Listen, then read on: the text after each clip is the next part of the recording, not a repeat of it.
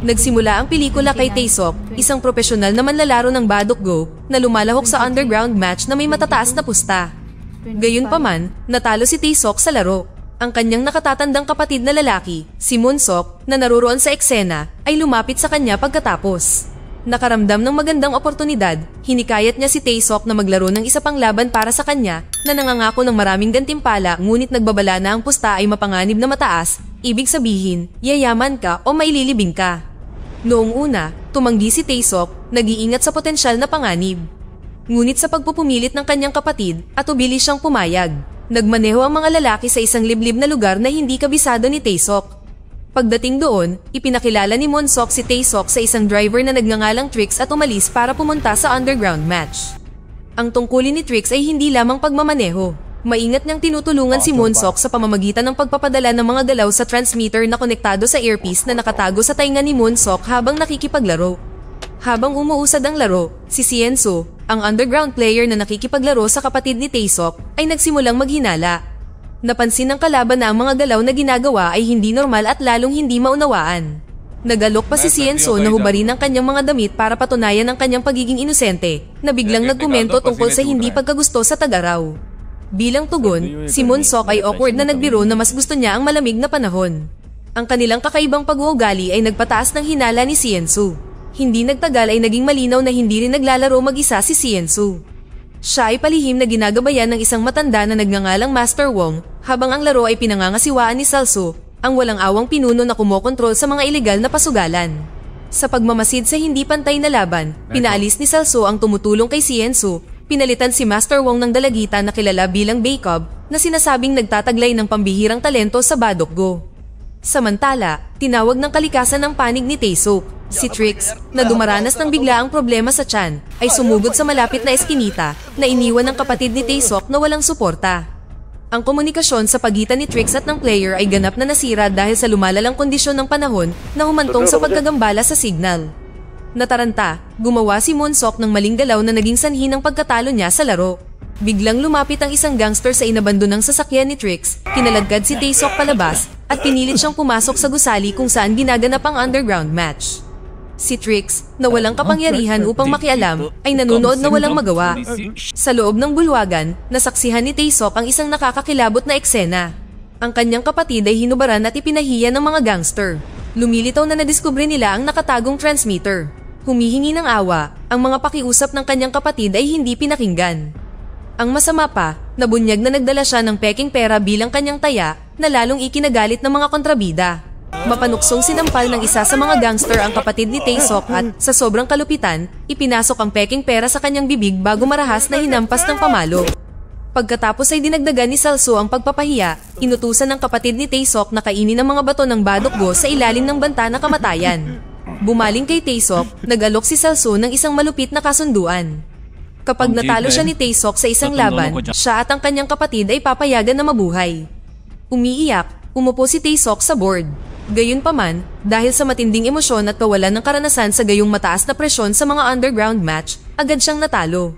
Galit na galit, sinaksak ni Salso ang kapatid ni Taesok hanggang sa mamatay at pagkatapos ay finrame up si Taesok sa pamamagitan ng paglalagay ng dugo ang kutsilyo sa kanyang mga kamay.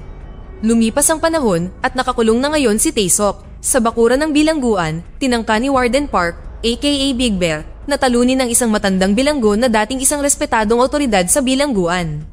Nasaksihan ni Taesok ang pagsasagutan. Sinubukan ng matandang bilanggo na suhulan si Warden Park ng malaking tseke kapalit ng isang araw na pahinga, ngunit ang warden ay mapanlait na tumanggi, naramdaman ng pagkawala ng impluwensya ng lalaki.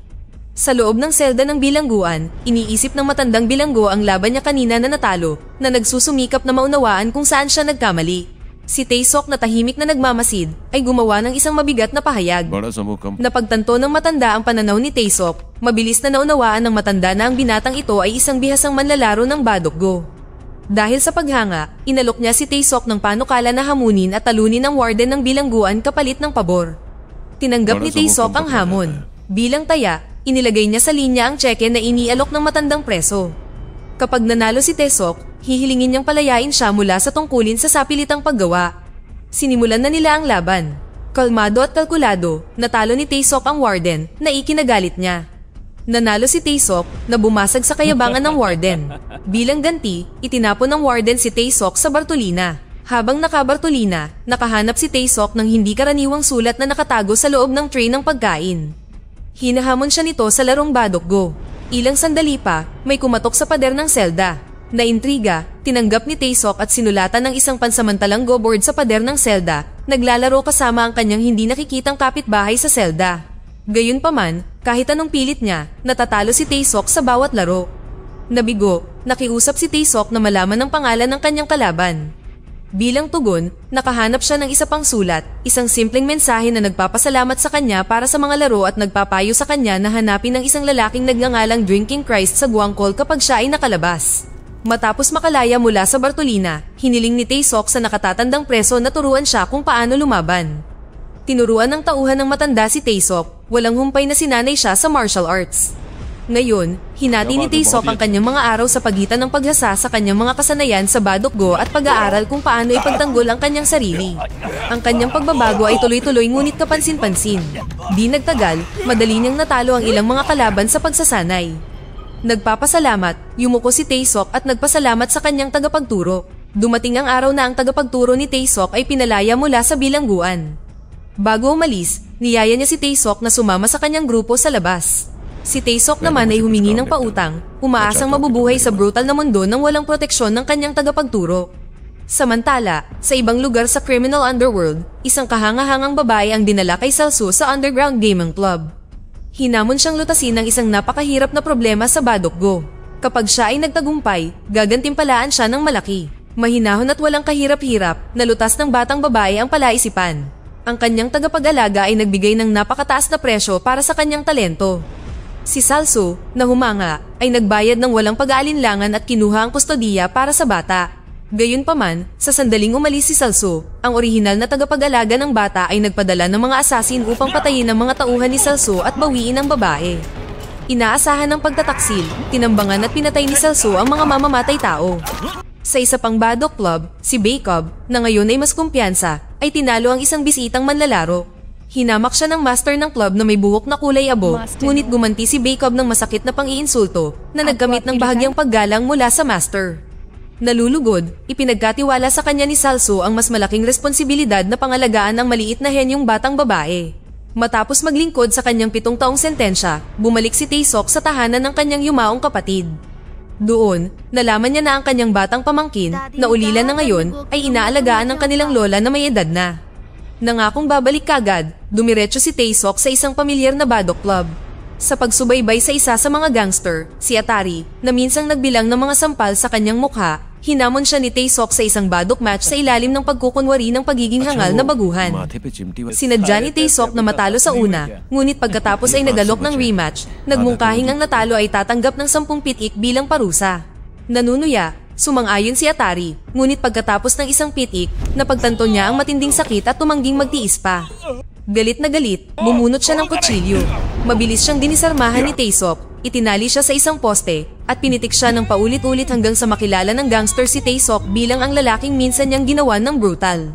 Sa isang huling mapangwasak na pitik, binulag ni Taesok ang gangster, naghahanap ng hustisya. Samantala, si Trix, na ngayon ay muling lumitaw, ay nahuling ng daraya sa isang laro ng Badok Go. Habang tumatakas siya, namagitan si Taesok na naaalala ang dating pagkakaibigan at ang tiwala ng kanyang kapatid. Inimbitahan ni Taesok si Trix na samahan siya sa isang misyon para tugisin at sirain ang mga mamamatay tao na sumira sa kanilang buhay. Nang marinig ang tungkol sa gantimpala, sumang-ayon si Trix nang walang pag-aalinlangan.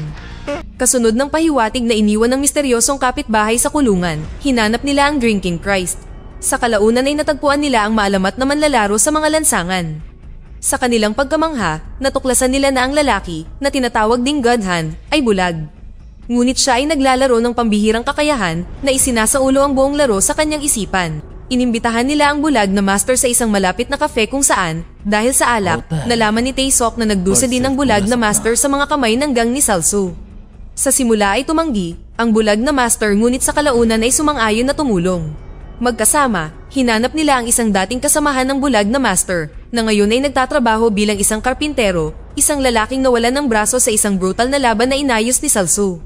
Sa kabila ng kanyang mga pinsala, sumang-ayon ng karpintero na sumali sa lumalaking koponan ni Taesok.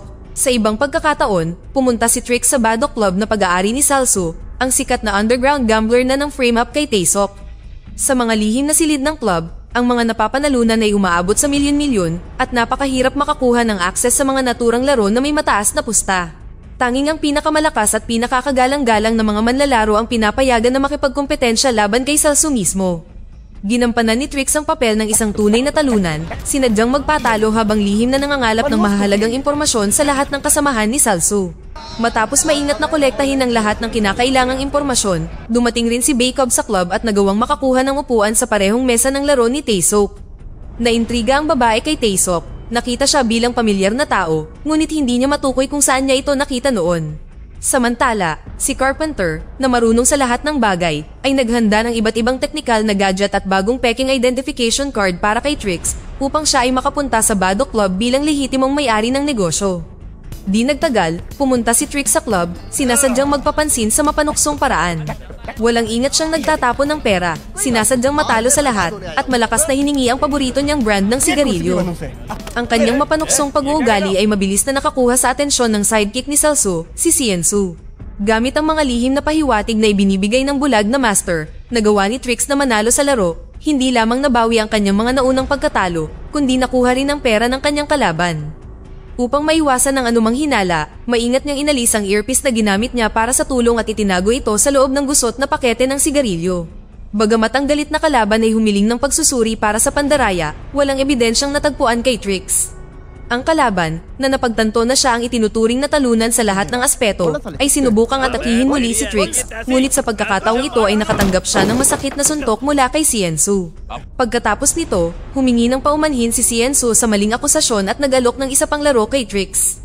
Samantala, ipinaalala ng bulag na master kay Taesok at sa koponan ng konsepto ng Divine Move, isang maalamat na minsan lang sa buhay na diskarte na maaaring magbago ng lahat. Sa ibang lugar, habang si Taesok ay patuloy na nakikipaglaro kay Bacob at sa kanyang mga kasama, biglang umupo si Salsu sa kanilang mesa. Si Taesok, na nananatiling kalmado, ay nagkunwaring hindi siya nakikilala. Nang maglaon, tinanong ni Salsu si Bacob tungkol sa bagong kakilala at tiniyak niya sa kanya na si Taesok ay isang karaniwang programmer lamang. Gayunpaman, pinaghihinalaan ni Salsu na si Bacob ay nagkakaroon ng damdamin para sa lalaki at sa kanyang galit, sinubukan siyang saktan. Sa sumunod na araw, inanyayahan ni Trix si Ciensu sa isang private party upang maglaro ng Badok Go. Bago dumalo, siniyasat ni Ciensu ang party van, naghahanap ng anumang mga bug o nakatagong device, ngunit walang nakita. Lingid sa kanyang kaalaman, nakatago sa ilalim ng mesa ang mga kagamitan sa pagbabantay. Ito ay inilagay doon ng kanyang mga kaalyado, ang Carpenter at ang bulag na master, ang kanilang tusong pagsasabwatan. Para naman kay Trix, sa pagsisimula pa lang ng laro, sinimulan niyang guluhin ang player sa patuloy na pagsasalita at kalokohan. At sa pagtatapos ng laro, si Trix ay nagtagumpay sa kanyang kalaban sa tulong ng payo ng bulag na master sa pamamagitan ng communicator sa kanyang tainga. Pagkatapos nito, pumunta si Ciensu sa opisina ni Master Wong at humingi ng tulong sa susunod niyang laro kay Trix. Laging inuuna ni Master Wong ang kanyang hati at sa pagkakataong ito ay humingi siya ng 50% ng pera sa mapapanalunan ni Ciensu. Sa sumunod na laro, muling nanalo si Trix na ikinagalit ng kahina-hinalang manlalaro. Kahit na nasa tenga niya si Master Wong, bihasa sa hindi inaasahang mga galaw ang Carpenter at ang bulag na master. Kaya, natalo si Ciensu. Samantala, ang bulag na master ay natatawa sa pagkadismaya ng manlalaro. Sa pagkakataong ito, galit na galit sa kanyang paulit-ulit na pagkatalo, si Ciensu ay bumunot ng kutsilyo upang saksakin si Trix hanggang sa mamatay. Ngunit sa kritikal na sandaling iyon, sumambulat si Taesok sa van, gustong maghiganti sa taong umagrabyado sa kanya. At sa lalong madaling panahon, isang marahas na away ang naganap sa pagitan nila. Sa sandaling iyon, sinubukan ni Master Wong na tumakas sa pinangyarihan, ngunit agad itong hinabol at nahuli ni Carpenter at ng bulag na matandang master. Samantala, pinasuko ni Taesok ang galit na manlalaro at ikinulong siya sa loob ng isang malaki at nagyayelong silid na may combination lock. Ang mga patakaran ay simple, ang sino mang manalo sa isang Badok Go match ay mabubuhay. Sa pagsisimula ng laro, kumuha sila ng ilang pagkakataon upang ilipat ang mga Badok Stones sa kanilang pabor, ngunit sa lalong madaling panahon, ang lamig ay hindi na makayanan. Ang nagyayelong temperatura ay lalong bumababa na naging sanhi ng pagputok ng mga bumbilya. Napagtanto na ang manlalaro ay maaaring mabuhay ng mas matagal dahil sa kanyang tapang sa lamig, pinilit siya ni Taesok na ipagpatuloy ang paglalaro. Gayunpaman, sinubukan ng desperadong si Enzo na atakihin si Taesok ng pisikal gamit ang punyal. Sa kabutihang palad, nagawa ni Taesok na ipagtanggol ang kanyang sarili at binugbog siya muli na nagpaalala sa kanyang namatay na kapatid. Pagkatapos ay iniwan ni Taesok sa manlalaro ang isang sulat na naglalaman ng isang palaisipan. Kung malulutas ito ng manlalaro, mahahanap niya ang code para i-unlock ang pinto at makatakas sa nagyayelong silid na ito. Pagkatapos, pumunta si Taesok sa bar at nakatagpo si Bacob. Nagalok siya sa kanya ng isang friendly na taya, isang laro ng Badok-Go kung saan ang premyo ay pagkakalooban ng kahilingan. Matapos manalo sa laban, hinalikan ni Taesok si Bacob at natuwa siya dito. Magaling na diskarte, gayunpaman, labag sa etika ng paligsahan. Samantala, natuklasan ni Salso ang nagyelo na katawan ng kanyang sidekick, si Cienzo, sa malamig na silid. Pagkatapos ay tinawagan ni Taesok si Salso, matapang na hinahamon siya sa isang laro kung saan ang kanilang buhay ang nakataya. Bilang dagdag na insulto sa pinsala, iniharap din ni Taesok kay Salso ang bangkay ng alapores ni Salso, si Atari, na nakatago sa parehong malamig na silid. Galit na galit, sumugod si Salso upang kamprontahin si Master Wong, na natagpuang nakagapos at walang magawa sa kanyang opisina. Inutusan ni Salso si Master Wong na maglaro laban kay Taesok.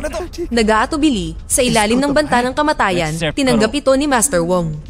Sa una, nanalo siya ng ilang galaw, ngunit pagkatapos ay naglaho ang kanyang swerte. Marahil ay hindi na siya pinagbigyan ni Taesok at natalo siya sa laro.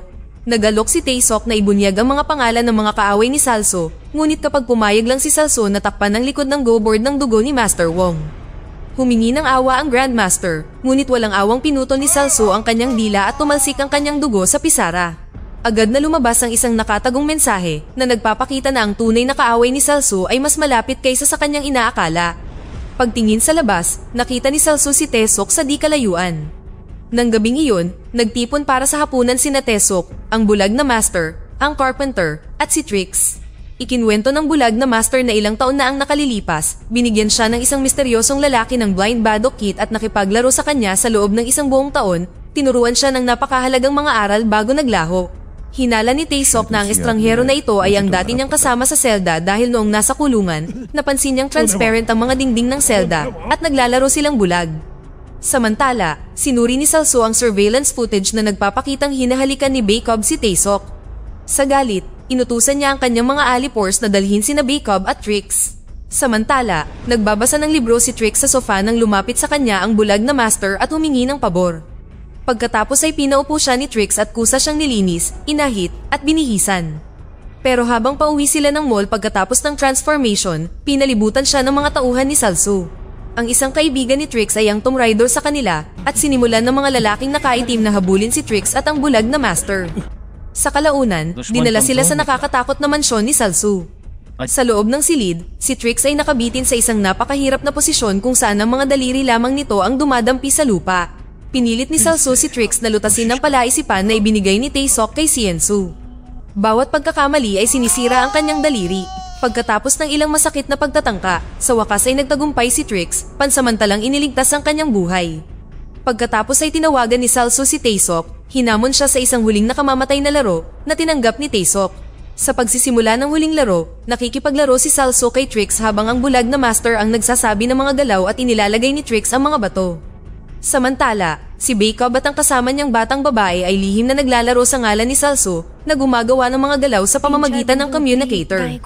Sa una, ang bulag na Master ay nagsimulang manalo. Gayunpaman, ang batang babae ay gumawa ng malikhaing hakbang, binaliktad ang laro at naging sanhi ng pagkatalo ng bulag na Master. Galit na galit at inaasahan ng kawalang awa ni Salso, sinubukan ng matanda na saksakin si Salso, ngunit pinigilan siya sa oras. Maya-maya pa, paulit-ulit na sinaksak ni Salso ang palad niya, inipit ito sa board. Di nagtagal pagkatapos nito, pumasok si Taesok sa bulwagan at nasaksihan ng paghihirap ng kanyang kaibigan. Sa kabutihang palad, hindi sila pinatay ni Salso. Hinayaan niya si Taesok na kunin ang bulag na Master, ngunit si Trix ay mananatili dito kasama niya. Pagkatapos ng galit na paghaharap, si Salso, na nakangiti pa rin ng malupit, ay nangako na hahayaan niyang mabuhay si Trix kung manalo si Taesok sa susunod nilang laro ng Badok-Go. Sa labas, si Carpenter at si Taesok ay nagmamadaling isinakay ang sugatang bulag na Master sa kotse. Nakiusap ang matanda na huwag makipaglaro sa gangster bago ito tuluyang sumuko sa kanyang pinsala. Bumalik sa loob, pinilit ni Salso si Bacob at ang maliit na bata na maglaro ng buong lakas na nagbabanta na papatayin sila kapag nabigo sila. Ang batang babae na naaalala ang kanyang mga talakayan kay Taesok ay sumunod sa mga lihim na senyales sa panahon ng laban. Samantala, pinalabas ni Salso ang kanyang mga tauhan upang tapusin ang Carpenter at patayin siya. Pagdating ng gang, ang Carpenter ay tila kalmado at handang labanan sila. Lumaban siya hanggat kaya niya at pinatay ang karamihan sa kanila. Nasugatan din siya, pero buti na lang at hindi siya nag-api o napatay.